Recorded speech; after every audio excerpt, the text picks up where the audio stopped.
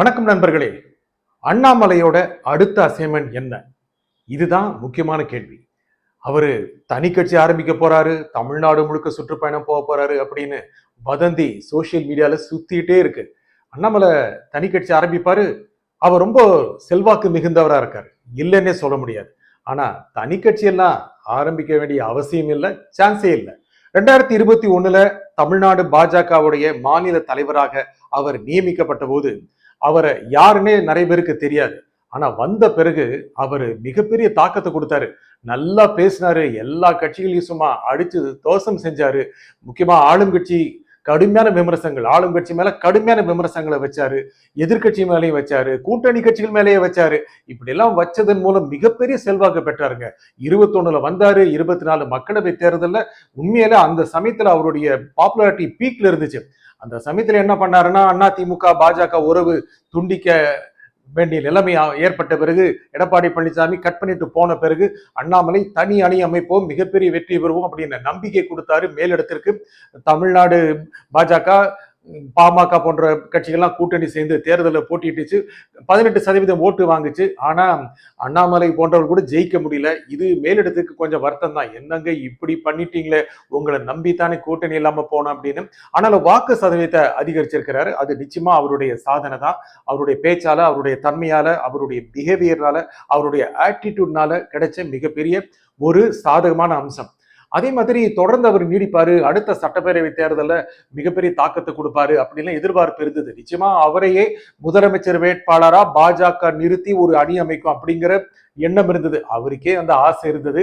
ஏன்னா 26 முதலமைச்சர் வேட்பாளரை நிறுத்தி தோத்தாலும் பரவாயில்ல, அதே அளவுக்கான புகழ் மயக்கத்தில் இருக்கலாம் அப்படின்னு அண்ணாமலை கணக்கு போட்டாரு. ஆனா 26க்கு அதுக்கான வாய்ப்பு இல்லை. சில மாதங்கள் முன்னாலதான் அதிமுக பாஜக கூட்டணி உருவாச்சு. அண்ணாமலை நீக்கினாதான் கூட்டணிக்கு சாத்தியம் அப்படின்னு எடப்பாடி சொன்னதை கட்சி மேலிடம், பாஜக மேலிடம் ஏத்துக்குச்சு. அது அண்ணாமலையுடைய ஃபேன்ஸுக்கு, அதனுடைய அண்ணாமலை ஆர்மிக்கு, அண்ணாமலையுடைய தொண்டர்களுக்கு, அவருடைய விசுவாசிகளுக்கு ரொம்ப பெரிய ஏமாற்றத்தை கொடுத்துச்சு. அண்ணாமலைக்கே ரொம்ப பெரிய ஏமாற்றத்தை கொடுத்துச்சு. கட்சியில முக்கியத்துவம் இழக்கிறாரோ அப்படிங்கிற எண்ணம் வந்தது. கட்சிக்குள்ளேயே அவருக்கு எதிராக கலகம் இருந்தது. அவரே கட்சிக்குள்ள கலகத்தை ஏற்படுத்துறாரோ அப்படிங்கிற மாதிரி பேச்சு இருந்தது. நயினார் நாகேந்திரனுடைய புகழை குறைப்பதற்கான நடவடிக்கையில் ஈடுபடுறாரோ இப்படி எல்லாம் பேச்சு இருந்தது. சில நடவடிக்கைகள் அதற்கு உறுதி கூறுற மாதிரி கூட இருந்துச்சு. இந்த சமயத்துல அண்ணாமலைய முக்கியத்துவம் குறைஞ்சு போச்சு அப்படிங்கிற பேச்சு எல்லா இடத்துலயும் பரவி போச்சு. அண்ணாமலையை இயக்குவது யார், திமுகவா, அப்படி எல்லாம் வெளியே கடுமையான சோசியல் மீடியால வதந்திகளை பரவ விட்டாங்க. அதுக்கப்புறம் அண்ணாமலை தனி கட்சி ஆரம்பிச்சிருவாருங்க, ஒரு அதிருப்தியில இருக்கிறாருங்க. அண்ணாமலைக்கு நல்ல செல்வாக்கு இருங்க, இல்லைன்னு சொல்ல முடியாது. தமிழ்நாட்டுல முக்கியமாக சோசியல் மீடியால ரொம்ப பெரிய செல்வாக்கு அண்ணாமலைக்கு இருக்கு. ஒரு நல்லது போட்டாலும் கெட்டது போட்டாலும் உடனுக்குடனே கடுமையான எதிர்வினை இருக்கு. அது ஒரு அரசியல்வாதிக்கு மிக முக்கியமான ஒரு சாதகமான அம்சம் தான். அவர் எந்த அளவுக்கு ரீச் ஆயிருக்கிறாரு அப்படிங்கிறது நல்லா காமிக்குது. இளைஞர்கள், முக்கியமாக எழுச்சி பெற்ற இளைஞர்கள் அவர் பின்னால இருக்காங்க. அவரு ஏற்கனவே நம்ம அடிக்கடி சொல்ற மாதிரி பாஜக ஒரு திராவிட கட்சி மாதிரி நடத்தினாரு. அவரே ஒரு திராவிட கட்சியோட தலைவர் மாதிரி இயங்குறாரு. ஆகையால அவருக்கு ஒன்று தனி செல்வாக்கு இருக்கு. என்னென்றால் என்னதான் சொன்னாலும் இது ஒரு திராவிட மண் தான், திராவிட கட்சிகள் தான் கடந்த 60 ஆண்டுகள், 55 60 ஆண்டுகளாக ஆட்சி செய்து கொண்டிருக்கிற காரணத்தினால் அந்த மனநிலையில இருக்காங்க. அதுக்கு தகுந்த மாதிரி அவர் செயல்பட்டாரு. ஆனா அவர் என்ன செய்வாரு, கட்சி ஆரம்பிப்பாரா? ஏன் ஆரம்பிக்கிறோம், கட்சி ஆரம்பிக்கிறது எவ்வளவு கஷ்டம் தெரியுமா, எவ்வளவு உழைப்பு தேவைப்படும், எந்த அளவுக்கு ஆதரவு தேவைப்படும், எந்த அளவுக்கான பணம் தேவைப்படும். பணம் இல்லாம கட்சியில ஆரம்பிக்க முடியாதுங்க. விஜய் ஆரம்பிச்சிருக்கிறாருன்னா அவரு சம்பாதிச்ச சொத்து இருக்கு. அது மட்டும் இல்லாம அவருக்கு ஆதரவா நிறைய பேர் இருக்காங்க, நிறைய தொழிலதிபர்கள், நிறைய நிறைய அம்சங்கள் அவருக்கு பின்னால் இருக்கிறதாகவும் சொல்லப்படுது. கிறிஸ்டின் மிஷினரி எல்லாம் அவர் பின்னால இருக்காங்க அப்படிலாம் சொல்லப்படுது. நாம ப்ரூஃப் இல்லாம பேசக்கூடாது. ஆனா அண்ணாமலைக்கும் நிறைய நிறைய சப்போர்ட் இருக்குங்க. அவர் சார்ந்த கொங்கு மண்டலத்துல நிறைய சப்போர்ட் இருக்கு. அவரை ஒரு முதலமைச்சர் வேட்பாளராகவே பார்க்கிறவர்கள் நிறைய பேர் இருக்காங்க. அவரு எதிர்காலத்துல ஒரு முதலமைச்சர் வேட்பாளராக இருப்பார், அதுல எந்த சந்தேகமும் இல்லை. முதலமைச்சர் ஆனாலும் ஆச்சரியப்படுறதுக்கு இல்லை. ஆனா அதுக்காக போய் தனி கட்சி ஆரம்பிச்சு எத்தனை பேரை பகிச்சுக்கணும். பாஜகவை முதல்ல பாஜகவை பகிச்சுக்கணும், அதுக்கப்புறம் திமுக பகிச்சுக்கணும். எத்தனை பேருக்கு நடுவில் ஒரு கட்சி ஆரம்பிச்சு போறதுங்கிறது சாதாரண விஷயம் இல்லை. ஆகல கட்சிக்குள்ள அவருக்கு முக்கியத்துவம் கொடுப்பதற்கான வாய்ப்புகள் அதிகம் இருக்கு. கட்சி மேலிடம் அவருடைய திறமையை நிச்சயமா மதிக்குது, அவருடைய சொல் வன்மையை நிச்சயமா மதிக்குது. அவர் எப்படி பிஹேவ் பண்ணா கட்சிக்கு லாபம் வருது நல்லாவே தெரியுது. ஒரு தேர்தல் வியூகத்திற்காக அவரை மாநில தலைவர் பதவியிலிருந்து ஒதுக்கி வச்சிருக்காங்க. ஆனா கட்சியிலிருந்தே அவருக்கு மரியாதை எந்த விதத்திலும் குறையவே இல்லை. அவரு கொஞ்சம் அப்படியே ஒரு முரண்பாடு காட்டத்தான் செய்யறாரு. ஏன்னா ஒரு திறமை திறமை வாய்ந்த ஒரு அரசியல்வாதி. ஆகையால கட்சி மேலிடத்திற்கும் தன்னுடைய அதிருப்தியை சொல்லக்கூடிய அளவுக்காக தான் இருக்கிறாரு. அதுக்காக ஓடி போய் ஒரு கட்சியெல்லாம் ஆரம்பிக்க மாட்டாரு. அவருக்கு சில அசைன்மெண்ட் கொடுக்கறதுக்கு பாஜக மேலிடம் முடிவு பண்ணியிருக்கு. முக்கியமா அவருக்கு என்ன நல்லா வரும்னா ஆளும் கட்சியை கடுமையாக விமர்சிக்கிறது, முக்கியமா திமுகவை கடுமையாக விமர்சிக்கிறது. இதற்கான வேலையை செய்யுங்க அப்படின்னு பாஜக அவரை கேட்டுக்கொள்ளும்.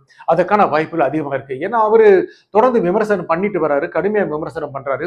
ஏன்னா சமீபத்துல கரூர்ல நடந்த திமுக மாநாடு பற்றி கூட கடுமையாக விமர்சனம் பண்ணியிருக்கிறாரு.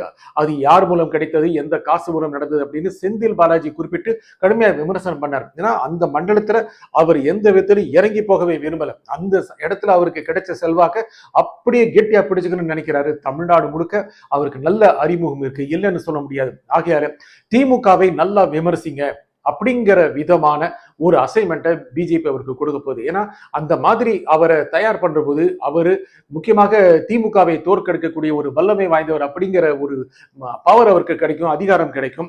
ஆனா அவரு அதை ரொம்ப அழகா செஞ்சிருவாரு. ஏன்னா திமுக பத்தி பேசுறது, திமுக தலைவர்களை பத்தி பேசுறது, திமுக ஆட்சி பத்தி பேசுறது, கௌரவமா தான் பேசுறாரு. இதெல்லாம் பேசி அவங்கள முழுக்க முழுக்க விமர்சனத்துக்கு உள்ளாக்குறது, அவங்களுடைய இயல்புகளை வெளிக்காட்டுறது, இதெல்லாம் அவருக்கு நல்லா வருது. ஆனால் அண்ணாமலை ஏன் செய்ய வேண்டும்? அண்ணா திமுக பாஜக கூட்டணி மாபெரும் வெற்றி பெறுவதற்காக அண்ணாமலை போராட வேண்டுமா? அண்ணாமலை உழைக்க வேண்டுமா? அப்படி உழைப்பதன் மூலம் யார் முதலமைச்சர் ஆவார்கள்? எடப்பாடி பழனிசாமியை முதலமைச்சர் வேட்பாளராக பாஜக நிறுத்துவதற்கு வாய்ப்புகள் அதிகம் உண்டு. அவரே நிறைய தடவை சொல்றாரு, அண்ணாமலை சொல்றாரு, அடுத்த தேர்தலுக்கு பிறகு அண்ணன் எடப்பாடி பழனிசாமி முதலமைச்சர் ஆகுவதற்கான சூழ்நிலை உருவாக்க வேண்டும், அதற்காக உழைக்க வேண்டும் அப்படிலாம் சொல்றாரு. ஆனா அதுக்காக உழைக்கணுமா?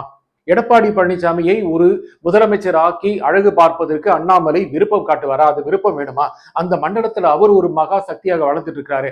தமிழ்நாடு முழுக்க அவருக்கும் தனியான கவனம் தொண்டர்களிடத்தில், முக்கியமாக வாக்காளர்களிடத்தில் இருக்கும் பொழுது எதற்காக எடப்பாடி பழனிசாமியை அவர் வளர்த்து விட வேண்டும்?